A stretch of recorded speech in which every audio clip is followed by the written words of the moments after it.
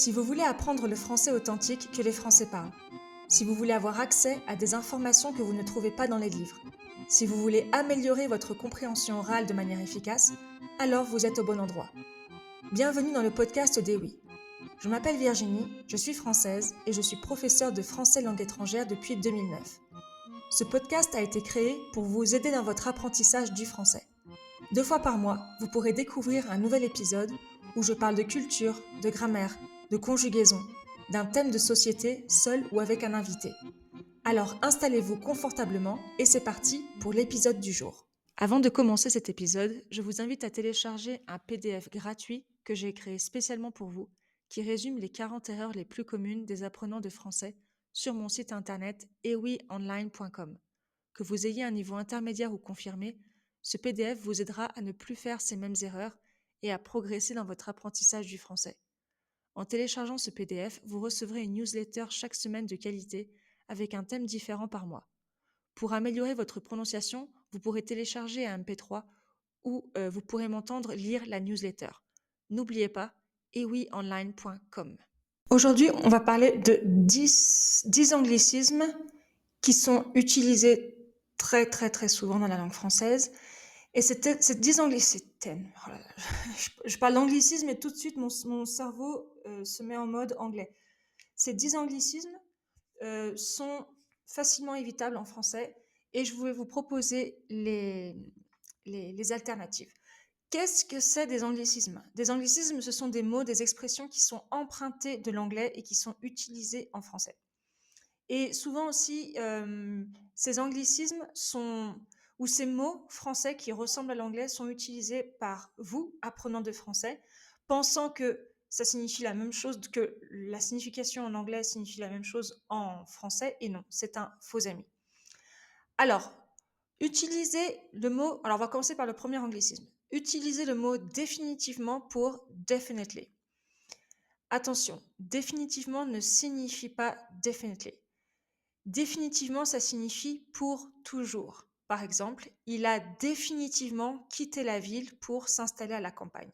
Ok, donc là, on ne peut pas utiliser définitivement pour definitely comme en anglais. Ça signifie définitivement pour toujours. Autre anglicisme que j'entends très souvent et fréquemment, en cours particulier, c'est utiliser le mot comfortable et le traduire littéralement à confortable. Attention, déjà, premièrement, on va écrire confortable avec un N, alors qu'en anglais, c'est avec un M, confortable. Par exemple, quand j'entends dire je me sens confortable avec cette personne. Confortable, c'est seulement pour qualifier des objets. On ne peut pas l'utiliser avec une personne. On ne va pas dire je suis confortable sur ce canapé. Non. Le canapé est confortable, oui. Ce canapé est confortable. Par contre, quand vous parlez de vous-même, vous allez dire je me sens bien dans ce canapé ou je suis confortablement installé dans ce canapé. Mais pour qualifier un objet, ok, l'objet, le meuble, je sais pas, la voiture, le matelas, le canapé est confortable.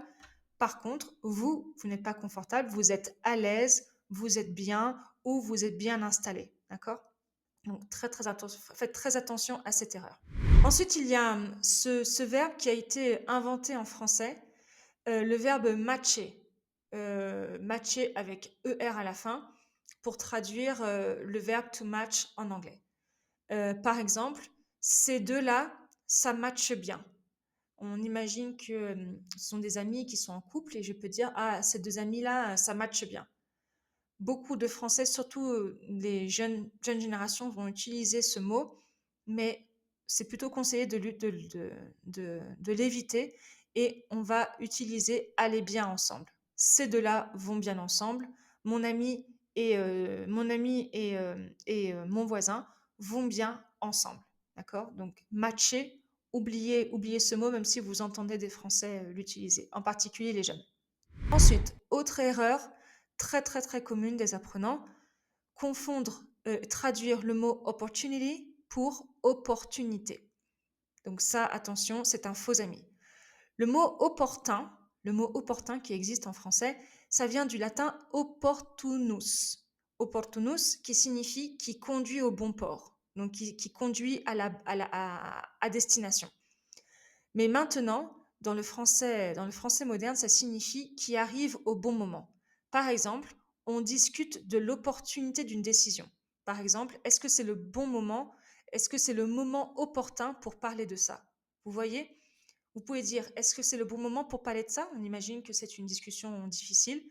Est-ce que c'est vraiment le bon moment pour parler de ça? Ou alors, est-ce que c'est le moment opportun pour parler de ça?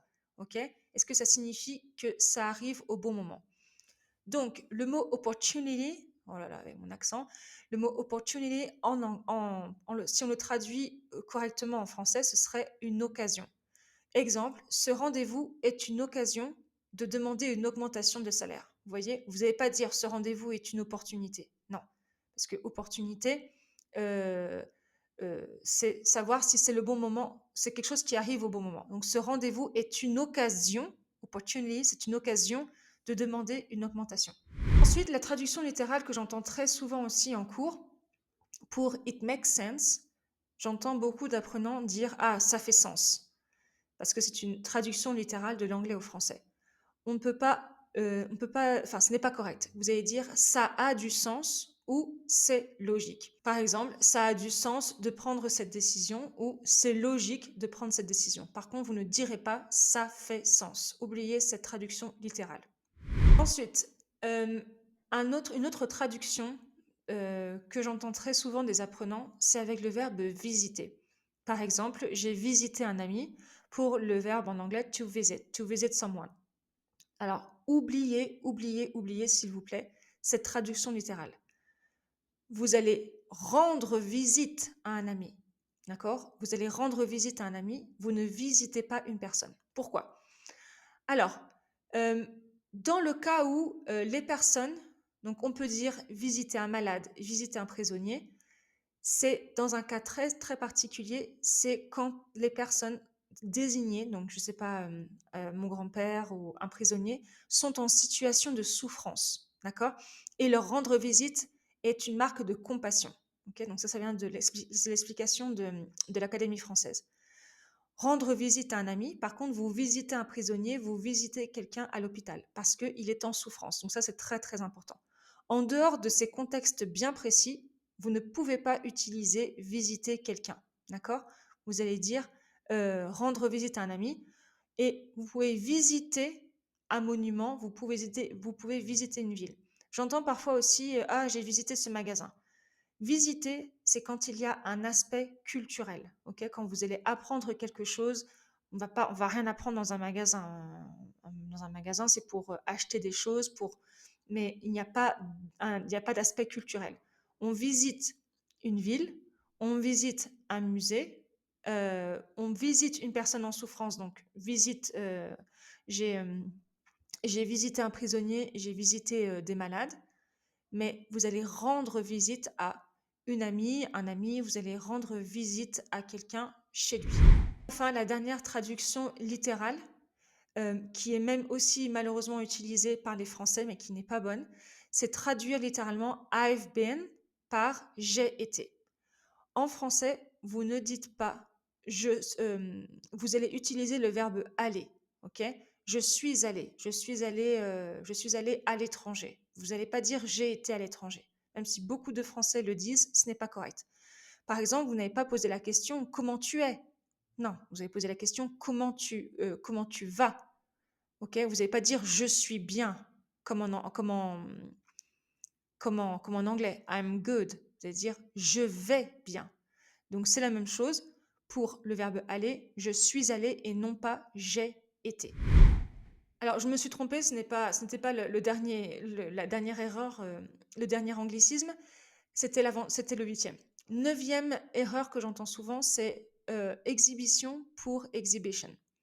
Ce sont deux mots, ce sont des faux amis, donc ces deux mots sont vraiment différents, les sens sont différents en anglais et en français. Le mot exhibition en français, alors, on va l'utiliser pour, par exemple, une présentation ou par exemple un numéro. Par exemple, une exhibition de chiens. Une exhibition de chiens. c'est un numéro. On va voir comme un spectacle ou des animaux qui, par exemple, il y a souvent des exhibitions de chiens de race, par exemple, à la télévision. Donc, c'est un numéro. Et le mot exhibition, alors attention, là, je vous lis la définition du dictionnaire, c'est un étalage impudique, un déploiement fait avec ostentation. Par exemple, il a fait une pédante exhibition de son savoir. Alors, c'est en fait comme to show off. To show off. S'exhiber, par exemple, cette personne s'est exhibée sur les réseaux sociaux, c'est se montrer en public de manière provocante. Ok. Donc, beaucoup de personnes maintenant utilisent les réseaux sociaux pour s'exhiber. D'accord. Donc, vous voyez, s'exhiber and exhibition. Alors peut-être que le mot exhibition aussi a ce sens métaphorique comme en français de s'exhiber, c'est-à-dire de le faire de manière provocante. Je ne sais pas. Mais à la place, donc, si vous voulez traduire le mot exhibition en anglais, vous allez dire exposition. D'accord.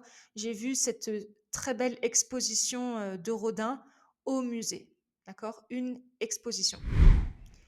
Et enfin, la dernière, quand on veut traduire littéralement to be in charge of par être en charge de ou être en charge pour.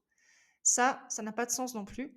Vous allez dire être à la charge de ou il est chargé. Je suis chargé de ce travail la semaine prochaine ou je suis à la charge de ce travail la semaine prochaine. Mais pas je suis en charge de. Certains Français vont faire cette erreur et bien sûr, les apprenants de français, à la place, vous allez dire être chargé. Être chargé ou être à la charge de.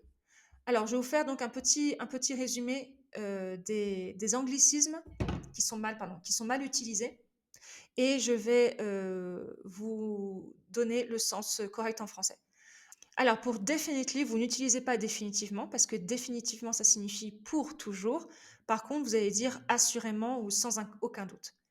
Pour domestic flight, vous ne dites pas un vol domestique, mais un vol intérieur. Le mot confortable, qui s'écrit avec un N et non pas avec un M comme en anglais, ce n'est pas pour une personne, mais pour des objets. D'accord? Vous dites qu'un canapé est confortable. Vous ne dites pas que vous êtes confortable, vous êtes à l'aise. À l'aise avec une personne ou à l'aise dans un canapé. Le mot matcher, pour to match en anglais, évitez ce mot et vous allez utiliser aller bien. Ils vont bien ensemble. Ces deux personnes vont bien ensemble. Le mot opportunity, vous ne le traduisez pas comme opportunité, vous le traduisez comme occasion. C'est une occasion de demander une augmentation de salaire. Okay. Quelque chose d'opportun, opportunité, c'est savoir si c'est le bon moment. Okay. Ensuite, la traduction littérale de it makes sense, vous allez la traduire comme ça a du sens ou c'est logique. Ça a du sens, vous utilisez le verbe avoir. Le verbe visiter, ou le verbe visiter, to visit someone, c'est seulement pour des personnes qui sont en souffrance. Et si ce n'est pas le cas, vous allez dire rendre visite. Okay. Rendre visite à quelqu'un. Mais vous visitez un musée, vous visitez une ville ou quand il y a un attrait culturel. La traduction de have been, donc vous n'utilisez pas le verbe être, vous utilisez le verbe aller. Je suis allé. Je suis allé en France. Ne dites pas j'ai été en France. Exhibition, pour par exemple exhibition in a museum, vous le traduirez comme une exposition. Cette exposition est intéressante. Et enfin, to be in charge of something, c'est être à la charge de, pardon. Vous ne dites pas être en charge de, mais vous dites être à la charge de. Voilà pour cet épisode de podcast qui j'espère vous a plu et vous aidera dans votre apprentissage du français. N'hésitez pas à commenter cet épisode, à mettre un pouce, à vous abonner sur YouTube ou sur votre plateforme d'écoute préférée. Cela aide à faire grandir le podcast. Est-ce que vous voulez enfin passer à la vitesse supérieure dans votre apprentissage du français ? Si vous voulez vraiment faire des progrès, mes cours particuliers sont conçus pour vous aider à atteindre vos objectifs de manière efficace. On va travailler sur ce qui vous bloque, que ce soit la grammaire, l'expression orale, la compréhension orale et écrite. Chaque séance est adaptée à votre rythme pour des résultats concrets et réels. Et pour les passionnés de romans policiers, venez rejoindre notre groupe de lecture. C'est un excellent moyen de découvrir de nouveaux livres, d'améliorer votre vocabulaire et votre expression orale en échangeant vos opinions avec une communauté de passionnés. Attention, les places sont limitées. Vous trouverez toutes les informations en description. Merci et à bientôt.